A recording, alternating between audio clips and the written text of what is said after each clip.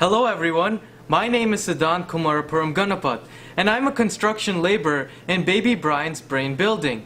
I'm here to take you on a tour through Brian's brain and to ask for your support in this project of making children like Brian feel better.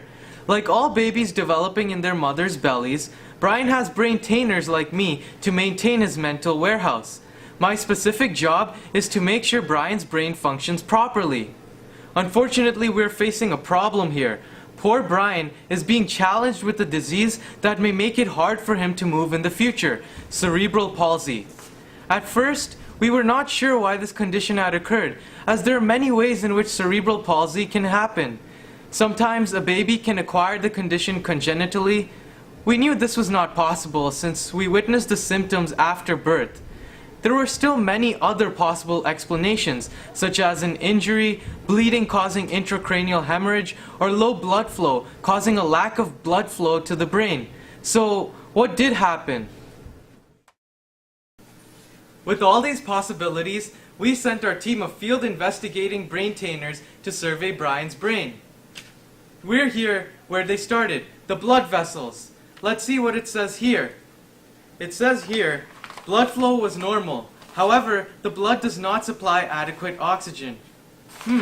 Interesting. The taps in the brain poured out blood with a lack of oxygen.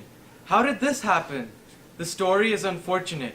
It turned out that 2 months ago, Brian's mom experienced a tragic car crash which damaged her umbilical cord. This special cord transported important nutrients to Brian after being filtered out by the placenta. Damage to this cord led to hypoxic ischemic encephalopathy. The condition may create difficulties for Brian.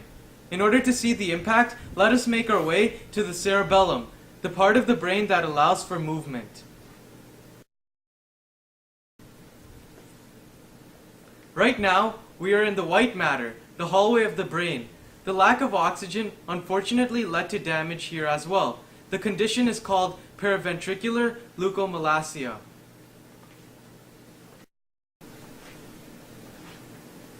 This is the security room of the building that ensured the motor actions and signals are in line. If they weren't, then the alarm signal would turn on and this part would take control to coordinate the signals. In the future, this damage may lead to Brian facing ataxia, a condition causing shaky actions. With hard work, these children can lead normal and happy lives, but we must still help them. As braintainers, though, we could not do much ourselves.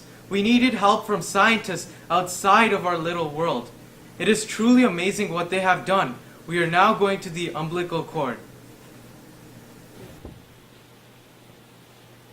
Dr. Evan Snyder from Harvard Medical School discovered and experimented for the first time ever with the body's all-purpose building blocks. Stem cells. He successfully tested this amazing tool on brain injuries in mice. After this, many have been trying to use stem cells to treat cerebral palsy and other diseases. But where are these treasured bricks? There are truckloads of them here in the umbilical cord. Here, stem cells come from mommy, so the blocks can suit Brian. In fact, many mothers keep their baby stem cells today in order to treat potential disorders in their children without the body rejecting the cells, a common problem in the past. Many stem cell successes have been discovered and more research is underway. Hopefully, one of the discoveries can apply to cerebral palsy. That is not all though. There are many other interesting techniques being used. Scientists are harnessing robotics to reinforce muscles. Dr. Jean Goldfield at Boston Children's Hospital has utilized this technique to help children with cerebral palsy. This allows for easier mobility. Unfortunately, the time has come for us to make our way back to the entrance. In many cases, cerebral palsy may have no significant effect, so affected children can lead normal lives. But in other cases where symptoms are manifest, a cure can help impacted children. Therefore, as a society, we should help treat and potentially cure cerebral palsy so everyone can lead easier lives.